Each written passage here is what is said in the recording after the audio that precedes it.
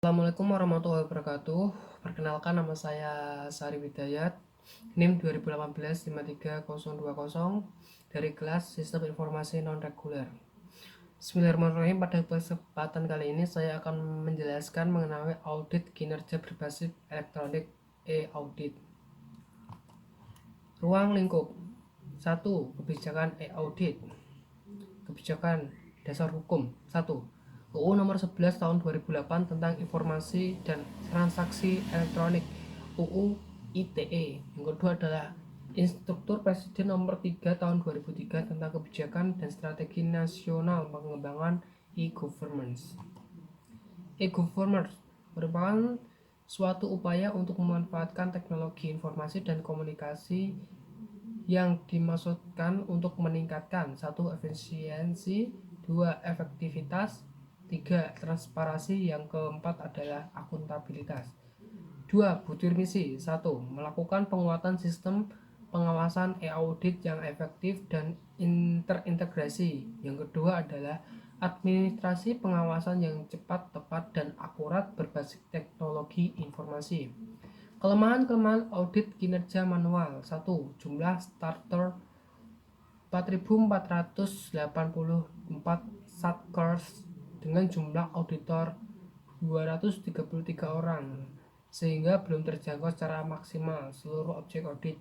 Yang kedua adalah penetapan bobot nilai kegiatan yang ditinjau dari 4 perspektif BSD Balance Scorecard ketika FGD dan berbeda bagi setiap auditor sehingga masih cenderung subjektif. Yang ketiga, hasil audit kinerja tidak dapat diketahui secara cepat. Apakah itu e-audit? E-audit adalah pengumpulan serta pengevaluasian bukti-bukti atas informasi untuk menentukan serta melaporkan tingkat kesesuaian informasi tersebut dengan kriteria yang telah ditetapkan. Proses pengumpulan bukti atau dokumen serta evaluasi bukti-buktinya dilakukan dengan bantuan komputer. Bukti yang dikumpulkan untuk dievaluasi juga tidak lagi berupa hard copy, melainkan sudah berbentuk file data komputer atau berbasis data elektronik atau soft copy. Kerangka pembangunan e-audit. Yang pertama adalah studi kelayakan. Melakukan studi kelayakan metode audit kinerja yang digunakan sekarang, apakah dapat diotomasi melalui sistem elektronik general based system. Naik lagi, proses pembangunan sistem informasi e-audit. 1. Melakukan kajian dan analisis kebutuhan e-audit yang dituangkan dalam bisnis proses. Melakukan analisis kebutuhan anggaran. Kemudian selanjutnya, naik ke tingkatan selanjutnya, penyusunan regulasi dan pembangunan infrastruktur. 1. Melakukan standarisasi dokumen kegiatan. 2. Adalah menyusun regulasi dan SOP pelaksanaan e-audit. Selanjutnya adalah melakukan pengadaan barang dan jasa untuk membangun sistem e-audit baik software maupun hardware. Kemudian naik ke tingkatan selanjutnya adalah sosialisasi e-audit. 1. Melakukan sosialisasi kepada auditor atau karyawan dalam mengunduh dokumen dan menggunakan SIMWOS. Melakukan sosialisasi kepada audit untuk melakukan upload data secara elektronik. Solusi penerapan EMPA dalam melaksanakan audit. 1. Penanggung jawab. Sekjen menunjukkan penanggung jawab pengelola EMPA di tingkat eselon 1 pusat. Yang kedua adalah penganggaran honor. Ini gaji ya. Penyusunan penganggaran honor pada SBM ke Kementerian Keuangan. 3 adalah tugas dan fungsi menyusun operator EMPA menjadi jabatan fungsional tertentu untuk CFU untuk yang tugasnya masuk dalam penilaian SKP. Yang keempat adalah infrastruktur, jaringan, dan hardware. PIMNAS menambahkan pengadaan bandwidth setiap start core dan keamanan jaringan HTTPS atau SS security. Selanjutnya adalah penambahan menu dalam EMBA, penambahan menu upload dokumen, pelaporan pertanggungjawaban, kategori atau terlampir. Tujuan implementasi e-audit: 1. Dapat memperoleh informasi kinerja satker satuan kerja secara cepat dan akurat, meminimalisir atau efisiensi anggaran audit, akurasi data dan objektivitas hasil audit, kinerja lebih terjamin, penambahan jangkauan audit. Stakeholder IMPA sebagai data warehouse e-audit. 1 adalah intelijen, bertugas otomasi prosedur audit. Kedua, analisis data elektronik terpadu menggunakan SIMWOS online, pemuktahiran profil hasil pengawasan, penyedia data elektronik sebagai bahan audit lebih awal, pengelolaan hasil audit dan tindak lanjut terintegrasi. Kemudian Sekjen bertugasnya sebagai sumber pengembalian kebijakan perencanaan anggaran, media monitoring penyerapan anggaran, pengelola infrastruktur IMBA, pengelola jaringan Kemenak seluruh kanwil kawasan wilayah. Kemudian ada Satker atau Satuan Kerja, bertugas penyimpangan data digital secara online, penyampaian data digital secara online dan terjadwal EMPA dan SIMWOS. Kemudian pemanfaatan hasil pemeriksaan intelijen. Yang selanjutnya adalah pemuktahiran status tindak lanjut rekomendasi BPK, penyediaan data elektronik sebagai bahan awal audit. Alur e-audit. Satker mengirim dokumen data warehouse, ada SIMNAS, dapat export, ada SIMNAS online melalui web.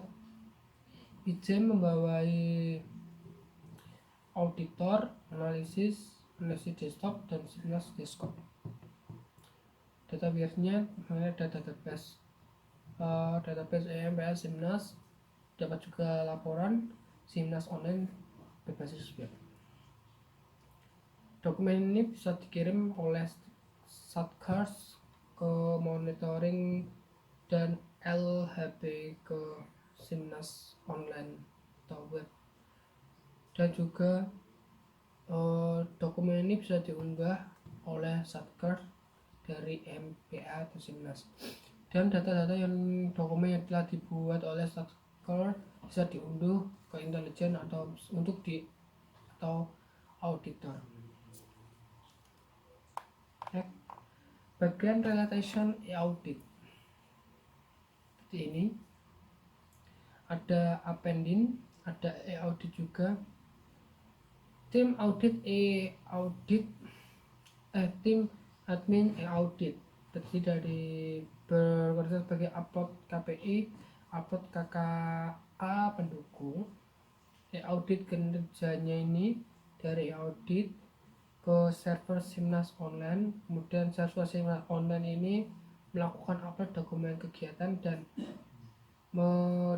di desktop aplikasi, dan server SIMNAS ini online ini berbasis TLHP online dan WSDIP online. EMP-nya sebagai penyelenggara anggaran, SP2D dan KWT di data warehouse atau database. Ini adalah bagian realization data source e-audit terdiri dari BKD elektronik, SAS, aplikasi SPM, EMIS, EMPA, SAIBA, SPSE. Kedua adalah dokumen audit kinerja berbasis elektronik. Kegiatan visi penggandaan, terdapat nama kegiatan, dokumen upload, keterangan penggandaan. Yang pertama adalah pembelian langsung tanpa SPK. lebih dari 10 juta. Penggunaannya adalah RBA, sertifikasi PPK dan pejabat pengadaan, SK pejabat pengadaan, SK PPK, bukti pemberian faktur struktur kuitansi dan bukti setor pajak. Keterangannya adalah Perka LKPP nomor 14 tahun 2012 tentang petunjuk teknis Perpres nomor 70 tahun 2012 hal 3 268. Keterangannya juga Perpres 70 tahun nomor 70 tahun 2012 tentang barang dan jasa pasal 57 ayat 5. Pembelian langsung tanpa SPK lebih dari 10 juta dan kurang dari 10 juta. HPS plus RAB, sertifikat PPK dan pejabat pengadaan, SK pejabat pengadaan, SK PPK, bukti pembelian struktur kualitas, bukti setoran pajak. Keterangannya adalah KLKPP nomor 14 tahun 2012 tentang petunjuk teknis Perpres nomor 70 2012 hal 3 nomor 268. Next, kegiatan fisik pengadaan atau rehabilitasi pemeliharaan. Nama kegiatan dan dokumen kita upload. Bentar.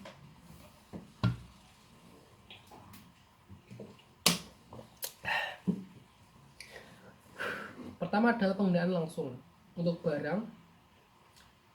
Ini dananya dari 50 sampai 200 juta sesuai dengan Perpres 4/2015 dan Perka LKPP 15 tahun 2012.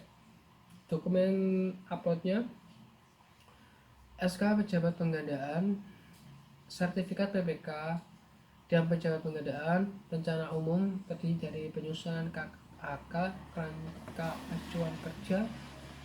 2 adalah pengumuman rancangan umum penggandaan media cetak, papan pengumuman resmi dan LPSE. Kemudian spesifikasi teknik dan gambar RKS atau HPS. Tahap dan jadwal penggandaan, dokumen pemilihan. Penyelenggaraan sederhana dan umum untuk barang di atas 200 juta terdiri dari dokumen upload 1. BAPP, BAST 1 atau PHO, BAST 2 atau FHO, kontrak dan kontrak addendum atau kontrak khusus. Monitoring dan evaluasi. Nama kegiatan adalah prosedur monif. Dokumentasi upload 1. Juklat atau juknis, program monitoring yang sudah dibuat, instrumen, surat tugas, laporan hasil monitoring. Workshop atau sosialisasi, orientasi atau pembinaan. Workshopnya ini sosialisasi ini terdiri kegiatannya dan dokumen uploadnya adalah laporan sesuai Permenpan nomor 80 tahun 2012 hal 69/PMA 16 tahun 2006 hal 38 sampai 39. Sistematika pelaporan. Pelaksananya dari undangan, jadwal, materi, dokumentasi, foto atau video kegiatan, daftar hadir, kurikulum vitae atau CV narasumber. Perencanaannya TOR, SK, RAB. Laporan keuangannya adalah kopi SPM dan SP2D beserta lampiran realisasi anggaran. Pembelian bantuan fisik. Nama kegiatan pembelian bantuan fisik dan barang. Dokumen uploadnya jukla atau jenis proposal, rekomendasi KA Kemenak atau Kanwil, seleksi dan verifikasi proposal atau scoring, SK penetapan penerimaan bantuan, penyaluran bantuan atau BAS atau faktur, laporan pertanggungjawaban penerimaan bantuan, laporan monitoring terkait penyalahgunaan bantuan. Ini adalah BOS, bantuan operasional sekolah, terdiri dari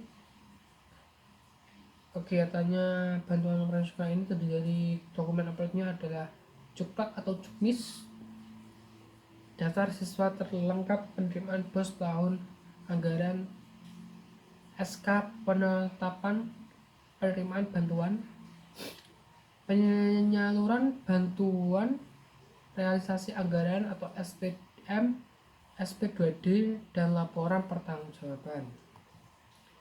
Penerimaan bantuan uang BSM atau BIP, BOP, RA, atau beasiswa dan lain-lain. Dokumen uploadnya adalah cukro atau cuklis, dokumen persyaratan penerimaan bantuan, daftar usulan dan skor verifikasi, SK penetapan penerimaan bantuan, laporan pertanggungjawaban, madrasah penerima, laporan monitoring atau evaluasi. Prosedur pemberdayaan atau bansos pemberian bantuan uang.